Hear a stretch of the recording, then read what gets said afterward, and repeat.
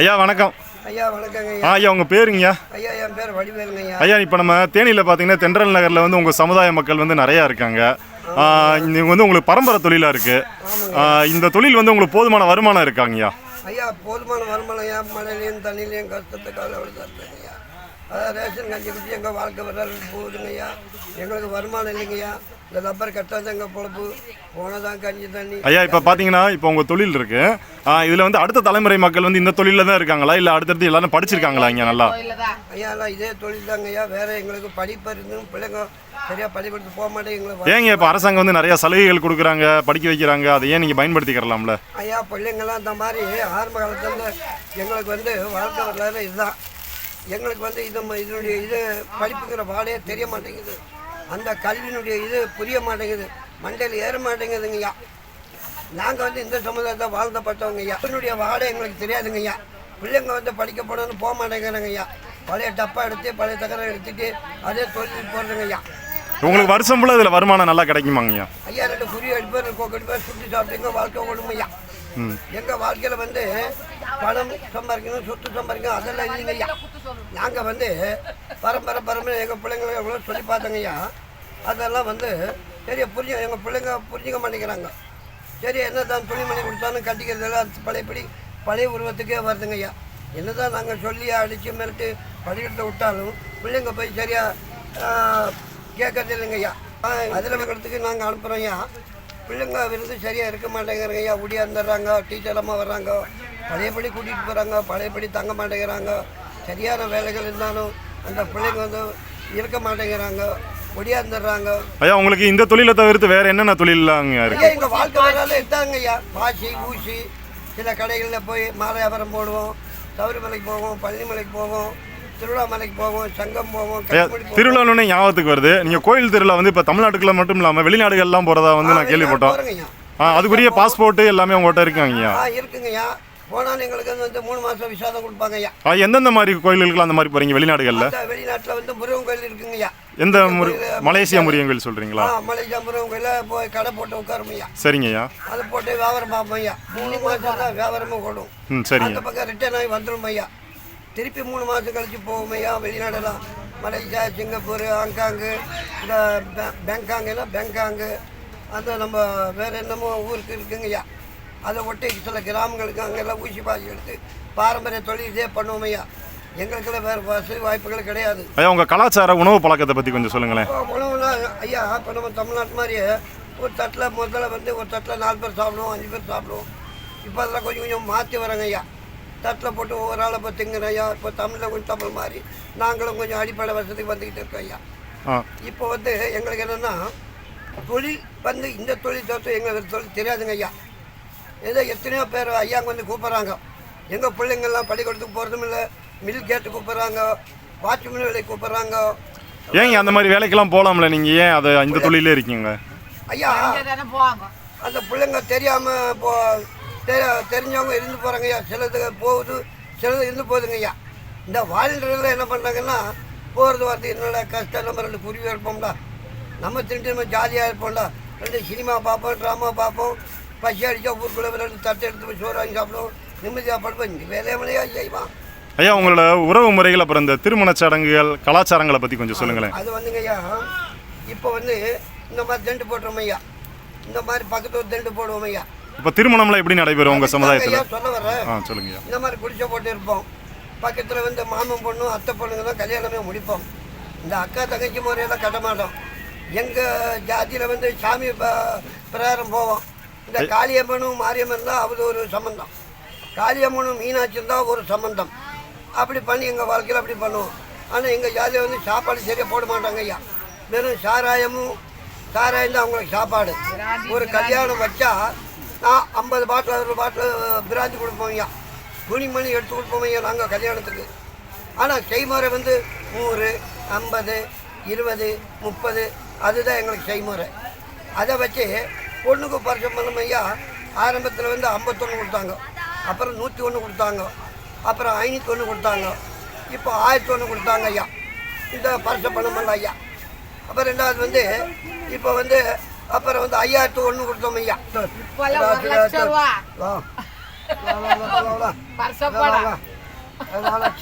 இப்போ பரிசம் போடுறதுக்கு 1 லட்சம் ரூபா நம்ம வந்து பால் கூலி அது வருஷம் போட்டா 1 லட்சம். அதாவது யார் தரணும்? மாப்பிள்ளை வீடு வந்து மாப்பிள்ளை வீட்டுல தான் கொடுக்கணும். பொண்ணு வீட்டுல கூட செஞ்சு, அதாவது வரதட்சணை வந்து மாப்பிள்ளை தான் தரணும். மாப்பிள்ளை தான் தரணும். செஞ்சு மெட்ராஸ் பக்கம்ல மாப்பிள்ளை வீட்டுக்கு செய்யணும். பொண்ணு வீட்டுக்கோ ஒன்றும் இல்லை, ஒரு பவுன் நகை கூட போட மாட்டாங்க. சும்மா தான் அனுப்புவாங்க கட்ட பாவாடோட. எங்க ஊர் பழக்கம். இந்த ஊர்ல 21,000, அந்த ஊர்ல 1 லட்சம். இப்போ தமிழ்நாட்டில் வந்து நீங்கள் வேற எங்கெங்க உங்களோட குழுக்கள்லாம் வந்து நிறையா இருக்காங்க? நிறையா வந்து திருவண்ணாமலை சங்கத்தில் இருக்காங்க, கட்டுமண்டல் இருக்காங்க, திருவண்ணாமலை இருக்காங்க, செஞ்சியில் கோயம்புத்தூர்ல இருக்காங்க, செஞ்சியில் இருக்கிறாங்க, அப்புறம் குடியாத்த இருக்காங்க, ஆம்பூர்ல இருக்கிறாங்க, வந்தவாசி. இப்போ ஏதாவது ஒரு நிகழ்ச்சி நடைபெறுது, ஏதாவது ஒரு நல்லது கெட்டது நடைபெறுதுன்னா எல்லாருமே இப்படி ஒன்றா சேர்ந்துருவாங்களா? வருவாங்க போறவங்க அங்கங்க ஊர்ல கல்யாணம் பண்ணா அங்கங்க வருவாங்க. அவங்க சொந்த ஜாதி ஜனம் தான் வருவாங்க. வேற ஊர்ல கல்யாணம் பண்ணா வந்தாலும் வருவாங்க, வராட்டியும் போவாங்க. இருக்கிறத பார்த்துக்கோங்க.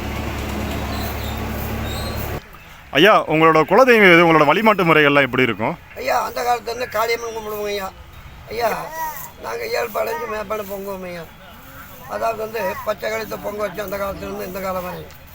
அதாவது வந்து இப்போ காலங்கள் மாற மாற ஐயா அந்த ஏற்பாடுங்கிற வரலாறு இருக்குது. அந்த ஏற்பாடு வரலாறு இருக்குங்க ஐயா. ஏர்மலை வெட்டி பந்து போட மாட்டாங்க. இந்த மாதிரி குடிசைதான். குடிசையில் வெள்ளி சிலைகள் தான் எங்களுக்கு சாமி. அந்த வெள்ளி சிலைகளை உட்கார வச்சு கைவில் இந்த மாதிரி பந்தல் கட்டி ஐயா இந்த மாதிரி மேடையை கட்டி இந்த மேடையில் உட்கார வச்சுருவாங்க. இப்படி மேடையில் கட்டி உட்கார வச்சு அந்த நைட்டில் ஐயா நைட்டில் ஒரு ஃபங்க்ஷன் வைப்போம். அந்த கிடாவை 3 சுற்றி அருள் வந்து ஒரு சூளத்தில் குத்துவாங்க ஐயா பின் சைடில் முதல்ல. அந்த காளியம்மன் எரும கிடாவை குத்தி ஆகாசத்தில் வருவாங்க. வந்த உடனே அங்கே எத்தனை பூசாரி இருக்காங்களோ, ஒரு வீட்டில் 4 பேர் தான், அந்த 4 பேரும் ஆடணும் ஐயா. அந்த பூசாரிங்க 5 பேர் தான், 5 பேரும் ஆடணும். மாடி அந்த எரும கிடாவை பின் சைடில் சூலாயுதம் இருக்கு ஐயா. அந்த சூலாயுதத்தை சாமி ஆடிக்கிட்டே வந்து ஆடிட்டு வந்து முதல்ல பேக் சைடில் குத்திடும் ஐயா. ஒரு குத்த உடனே அப்படியே 4 பக்கம் ஜனங்கள் பூரா அதுக்கு பாதுகாப்பு கொடுப்பாங்க ஐயா. அந்த பாதுகாப்பு முடிஞ்ச உடனே நைட்டில் அந்த சூளை முடிஞ்ச உடனே எத்தனை நாள் திருவிழா நடக்கும் ஐயா? 3 நாள் தான். 3 நாள் திருவிழா. முதல் நாள் நிகழ்ச்சி என்னது? முதல் வந்து பெருமாள் சாமியை வந்து நம்ம சத்திக்கடை வெட்டுறோம் இல்லையா? ஆமாங்கய்யா. அதே மாதிரி தான் எங்களுக்கும் சத்திக்கடை மாதிரி நாங்களும் அதை வெட்டுவோம். சரிங்க. 2வது நாள் நிகழ்ச்சி? 2வது நாள் நிகழ்ச்சிங்க ஐயா, கோயிலுக்கு போய் அந்த சில ஜாமான் செட்டுகள் வாங்கிட்டு வந்தோம். கோயிலுக்கு உள்ள பொருள்கள் மாவிளக்கு, எண்ணெய், தேங்காய், வாழைப்பழம், பூவு அதெல்லாம் வச்சு அந்த சாமி கும்பிட்டு அந்த எருமைகளை குத்தி முடிஞ்ச உடனே 9 ரொட்டி சுடுவோம் ஐயா. நாங்கள் அந்த 9 ரொட்டி சுட்ட உடனே ஆகத்தில் வந்து எண்ணெய் சட்டியில் ஆட்டம் ஆடிக்கிட்டு அதில் வந்து அந்த 9 சட்டி இப்படி எடுக்கணும் ஐயா. எடுத்து ஆட்டம் ஆடி அந்த சாமி இப்படி இருக்கும், இப்படி பக்கத்தில் வச்சிருவாங்க ஐயா. அந்த சாமி ஆட்டத்திலே வந்து எப்படி அந்த எண்ணெய் சட்டியில் எண்ணெய் கொதிக்க எண்ணெயில் வந்து அப்படியே திருப்பி ஆடிக்கிட்டே சாமி ஆடிக்கிட்டே வந்து அங்கே வைக்கணும். 3வது நாள் நிகழ்ச்சி எப்படி? 3வது நாள் நிகழ்ச்சி ஐயா விடிச்சு போகும். விடித்த உடனே அந்த சாமிக்கு தண்ணி தெளித்து கடா தெளித்து குளித்த உடனே 4 காலை கட்டி அறுத்து கருப்பு சாமியாண்டே எப்படி சாமிக்கு வெட்டுறாங்க அப்படிதான் வெட்டுவாங்க. கிடையாது. 4 காலை கட்டி வச்சு கத்தியில் அறுத்து ரத்தம் வந்து அம்மன் காளியம்மன் கொடுப்பாங்க. 2வது வந்து பூமி கொடுப்பாங்க. ரத்தம் அறுத்த உடனே பூமாதை கொடுத்துருவாங்க. 2வது வந்து அறுத்த உடனே அந்த காளியம்மன் இப்படி உட்காந்துருக்கும். இந்த காளியம்மன் வந்து இப்படி மூஞ்சில் அப்புவாங்க சாமி. இப்படி அப்பிக்கிட்டே இருந்து ஆயுஷ் வந்து அந்த சாமி இப்படி முடிஞ்ச உடனே இவருக்கு அருள் வரும். இந்த அருள் வந்தோடனே கையை வச்சு அந்த ரத்தத்தை சாப்பிடுவாங்க. அள்ளி சாப்பிடுவாங்க. அது மூச்சு எவ்வளோ தூரம் இருக்கோ அவ்வளோ தூரம் அதை சாப்பிடும். அதில் இறங்கி போனால் டக்குன்னு மாறி போகும். மாறி போனோன்னா இப்போ அடுத்த ஆள் இன்னொரு கடை வரும். எருமை கடை இன்னொரு கடை வரும். அதை நவுத்தி விட்டுருவாங்க. இன்னொரு பூசாரிக்கு அதே மாதிரி அறுத்து பூமி பூஜை செஞ்சு அதே மாதிரி அள்ளி சாப்பிடுவாங்க ஐயா. அதோட வந்து திருவிழா வந்து முடி இல்லை இருக்குது. முடித்த உடனே அப்புறம் வந்து அந்த சூட்டாம் போடுவாங்க ஐயா. சாமிக்கு வந்து அந்த ஈரல் அந்த தாமரைக்காய் போட்டு சாமிக்கு அருள் வந்து அந்த எடுத்து வந்து இது பண்ணிக்கிட்டு அப்படி ஆட்டம் ஆடிக்கிட்டு ரவுண்டு கட்டி அந்த இதை எடுத்துகிட்டு போவாங்க. அந்த கறி தொண்டை பூரா அதை கறி தொண்டை எடுத்து போய் சாமிகிட்ட வச்சு அந்த பங்காளிகளுக்கு உட்கார வச்சு பரிமாறுவாங்க. அந்தந்த கோஷ்டங்களுக்கு இந்த அப்போ உங்கள் ஊருக்கு இவ்வளோ மூங்குறுப்புகளும் சொல்லி இந்த ஈரல் அது குடல் இல்லை, ஈரல் தாமிரம் மற்ற பொருள் எல்லாம் அந்த மற்ற பொருள் எடுத்தாலும் வச்சு அந்த பூசாரிங்கெல்லாம் சாப்பிடுவாங்க. சாப்பிடணும் இந்த நிகழ்ச்சி முடிஞ்ச அப்புறம் மறுநாள் காலையில் வந்து சாமியை அள்ளி மூட்டை கட்டி திருப்பி அதே ஒரு 9 ரொட்டி சுடுவாங்க ஐயா. சுட்டு ஆகாசத்தை விடுவாங்க. அது 9 ரொட்டி சுட்டு ஆகாசத்தில் விடுவாங்க. விட்டாது சாமி கட்டி முடிச்சிடுவாங்க. அப்போ வந்து ஒருத்தருடைய சாமி கும்பிட்டோம்னா 5 லட்சம் 4 லட்சம் ஆகும். இதுக்கெல்லாம் வரி கிடையாது. அவன் சாமி எறும்புகளை சாமி கும்பிட்றான், அது வரி கிடையாது. அவனு சொந்தத்தில் செலவு பண்ணும். இன்றைக்கி திட்டத்திட்ட ஒரு 5 மாதம் சாமி கும்பிட்டாங்க நம்ம அந்த ஊருக்குள்ள. அவனுக்கு வந்து 3 லட்ச ரூபா. பிராந்தி மட்டும் 1 லட்ச ரூபா பிறந்து காளியம்மா கும்பிடக்குள்ள கூட பிராந்தி தான். எங்க சங்கத்துல நிறைய பேர் வரல. எங்க கல்யாணம் ஆனாலும் அதான், மஞ்சள் தண்ணி சுத்தினாலும் அதான், வளைகாப்பம் அது இல்லாம இது நடக்காது. அப்படிங்கிறதுனால அதான் வந்து திருப்பி அந்த முடிஞ்ச உடனே என்ன செய்வாங்க, அந்தந்த ஊருக்களை பிரிஞ்சு போயிடுவாங்க. திருப்பி அது யாருக்காவது தேவைப்பட்ட அவன் சாமி சொல்லிட்டு அவங்க சாப்பிட்டாச்சு நான் சாப்பிடணும்டா எனக்கு வேணும்டான்னு சொல்லி அந்த ஊரில் இருக்க சாமி. அப்புறம் மீனாட்சிக்கு அதே மாதிரி தாங்க ஐயா. மீனாட்சிக்கு ரத்தக்காக கொடுத்து பூசாரி சாப்பிடுவாங்க. அந்த பச்சை ரத்தத்தை பூசாரி சாப்பிடுவாங்க.